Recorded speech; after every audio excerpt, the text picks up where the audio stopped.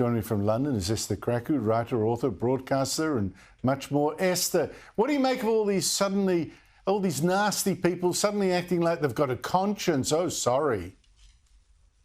Yes, they didn't think about having a conscience when they were basically bullying a woman in her early 40s that they knew had had a significant medical intervention. And even if it hadn't turned out to be cancer, deserved her privacy like she asked for, to rest and to prioritize herself and her family. You had people like BBC reporter Sonia McLaughlin, who complained that she was the target of trolls on Twitter, and yet was one of the people that led the conspiracy theory against Kate, that she wasn't even seen at that farm shop in Windsor. I mean, it was completely ludicrous. All these people are hypocrites. All these people like to say that they're feminists, and yet here you have a woman who's been bullied since her early 20s just for being with the future king, who's served this country, living in a glass fishbowl that many of us wouldn't choose to live in.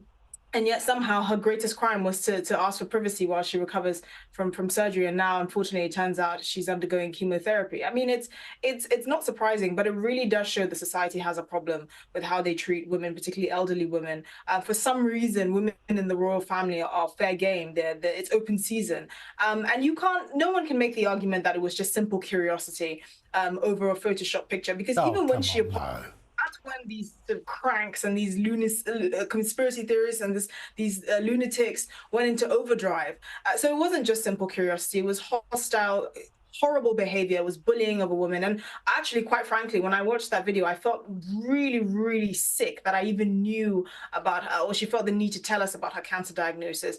One of the reasons why apparently she chose to say it then was because she was waiting for her children to go on half term so that they would be at home, and that she and William could control at least the kinds of information that they were being exposed to, as opposed to having children from school gossiping and feeding them what they saw on Instagram. So it's a really horrible and uncomfortable situation all around. I mean, I hate to draw parallels, but you know, if they leveled a campaign like this against Meghan Markle, they would have said, "Oh, it's racism. That's why nobody cares that she's a woman wanting to recover from surgery." It's just horrible. She really didn't deserve this, and I'm not surprised that these vultures are coming back to start apologizing.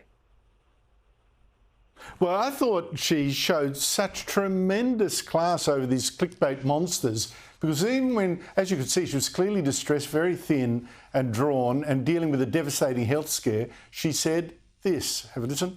At this time, I'm also thinking of all those whose lives have been affected by cancer. For everyone facing this disease, in whatever form, please do not lose faith or hope. You are not alone. I think Kate has bought herself immunity from criticism for years and years to come after this. But suddenly, Esther, the royal ranks look really thin. You know, you've got the king having cancer, you've got her having cancer, you've got the king apparent, you know, the heir apparent, William obviously distracted. Does that bring Prince Harry, only fifth in line to the throne, back into the picture? I believe I speak on behalf of everyone in Britain when I say God forbid. I believe clearly the priority right now for the Prince of Wales and for Queen Camilla is obviously the King and Princess Catherine, and making sure that they recover as quickly as possible. Obviously, you do have other royals that could step in to help. Prince Andrew and the Sussexes are clearly not in that. Going to be included there, and also it would make sense that they would keep their distance from the Sussexes, because clearly there's a lot of sensitive medical information that will be shared between them as a family. The last thing they need is for Harry and his Netflix cameras to be floating around. These are not a couple that are known for their privacy. Taking notes. So true. So true. Esther Krakue, thank you so much indeed for your time. Really appreciate it.